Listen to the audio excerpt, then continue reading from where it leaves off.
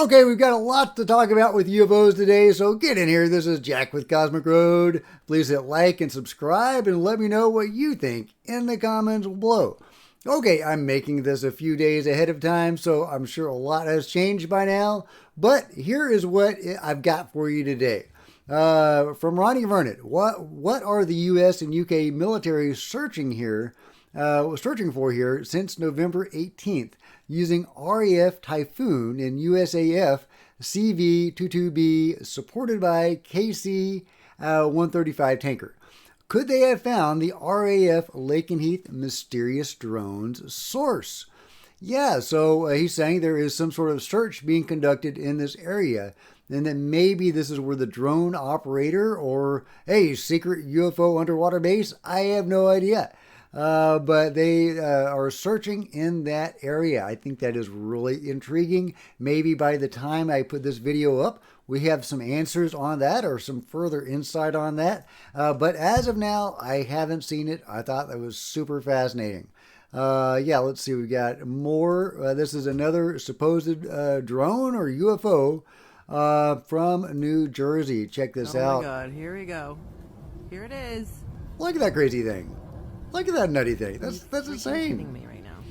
Yeah, the least stealthy spy drone I've ever seen. Really. If this is Russia or China, they are trying to make a major point. That is just so weird, guys. Look at that crazy thing. It's not a plane, or it's not decked out like a plane anyway. That is a super weird object. I have no idea what the hell that thing is. Meanwhile, we've got strong words from Jeremy Corbell about the last UFO hearing. Feeling was different this time, and I couldn't really put my finger on it. It was ominous. It was weird. I was pumped. I did all these texts before. I'm like, oh, it's coming out. Shit's coming out. Well, that's because I had something. We had something to say, to come out. Now, that didn't happen. Not that way. But that's okay. There are other ways things can come out. So the feeling in the room, George, I finally put my finger on it. I did last night, for real. First time was real. It was honest. This hearing was dishonest. Now, not Siri, she's talking at me. This hearing was dishonest. Now, Lou Elizondo, as an example, just one example, he was honest. He told the truth. Don't fuck with my words. The entire setup, the hearing itself, the months of me working with accountability and oversight, the calls you were on, the calls I brought other people on, the people I walked into offices. I don't want to say too much right now, but that was the difference, George. The feeling, if you were in there, you would have told me like this. That's the difference. It didn't register till now. The entire hearing was controlled. Now, I'm either crazy or I'm saying a lie or whatever people want to say, but I bet we're going to find out. So we'll be definitely hearing more about Congress and people behind Congress and manipulations and things that are taking place. And maybe it all ends up in a good place. It could end up being a positive sort of a development, even though underhanded, dishonest tactics are being used to get there. Yeah, that's an intriguing comment. Also, Jeremy Corbell's comment that there are other ways that this information can come out. So are they thinking about leaking something? I guess we'll find out in the days ahead. Meanwhile, the disinformation is real. This is an interesting video from Jamez. In the video, this airport situation just got crazy. You're talking about Manchester, but I wanted to showcase this part of the video, talking about this UFO video, this underwater craft of some sort that is kind of emitting a light or something in the water. Let me see if you can see the actual video of the movement of the water. But then Jamez goes into the comments section and he highlights a bunch of the exact same comments, showing these bots that seem to be plaguing the comment section. They all say the same thing. Many people confuse UFOs with aliens. UFOs are unidentified flying object, and the aliens are the Wison and Yandel. And yeah, he highlights several of these, all saying the exact same things. Different users saying the same thing. Wison and Yandel. Yeah, and it just goes on. This one also. Many people confuse UFOs with aliens. UFOs are unidentified flying object. Can't even spell that right. So you got an S on the end of there, fella. And the aliens are Wison and Yandel. And there's several of them. Several of those. Yeah, there's even more. There's another one. So, there's an example of bot farms trying to suppress UFO information, which, if they're trying to suppress that video of that underwater object, definitely seems to indicate that there may be something to that object, that may be a real thing that they don't want people to be talking about or taking seriously. Very, very interesting stuff. So good job for JMS for tracking down those BS posts and seeming to, in a roundabout way, to validate that video. Meanwhile, this is the cutest example of CE5 you've ever seen. Check this out. We're like, come down. Will you ask them, say, if you can hear us, will you blink in and out? If you can hear us, just blink in and out, please. And wait for it. Wait for it. Okay, they're asking it to blink in and out. Wait for it. Yeah. Wait, what did you say? Say to the aliens in the sky, we love you. We welcome you. We love you. We welcome It blinked.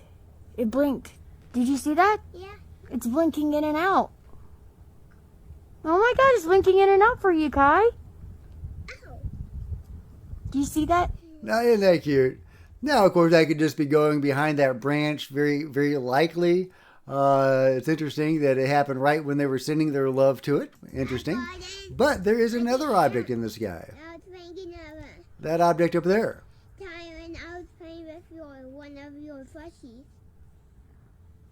I was just Yeah. going to use So a green I one. don't know what these objects are, but you can see this one that was blinking, and then there is this other object right there that is also blinking. Now, could that be a plane? Sure. Could this all be mundane? Absolutely. But isn't that cute? Okay, this is less sweet, but it's interesting. What the heck is this skull? What is that thing? That's insane.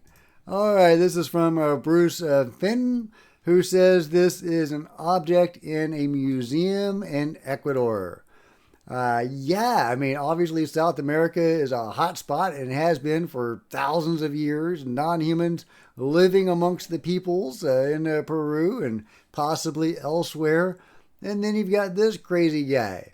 It looks like kind of an elongated skull being, possibly, but he's got this big old face. Man, I'd like to see a reconstruction of what that guy looked like in life. Isn't that awesome? I asked for a link or a name for that specimen, and so far I haven't received it. But if you know what this thing is and have seen any research done on it, I'd love to see it. Oh, and I realized I forgot to point out that Lou Elizondo had a Time magazine full-page article about him. I thought that was pretty cool. Yeah, talking about the Capitol Hill hearing. Go Lou. Also, Stephen Greer, a week or two ago, won a Lifetime Achievement Award for the Conscious Awards. Now, I'd never even heard of the Conscious Awards before, but good on Greer. I gave him a lot of grief for spreading needless toxicity among the UFO community and spreading disinformation about alien abductions, saying that there are none. Although I've heard he may have changed his tune a little bit on that. But he has done a lot of good for the UFO community nonetheless, bringing forth great whistleblowers like Michael Herrera, organizing disclosure events, and popularizing CE5. I think that is huge. That may be the biggest thing that he's done, although bringing the whistleblowers forward is pretty big too. But showing people that we can all interact with the phenomenon, we can all just go out there and do CE5 and send love to the beings and our willingness to interact with them. and they will show up. I've done this multiple times, and they show up every time. It doesn't work for everybody every time. Some people have to do it for months. I usually do it in groups. I don't go out there and just say hello and they come down for me. I'm not Chris Bledsoe, but doing it in groups has been really effective. And we always have something that happens.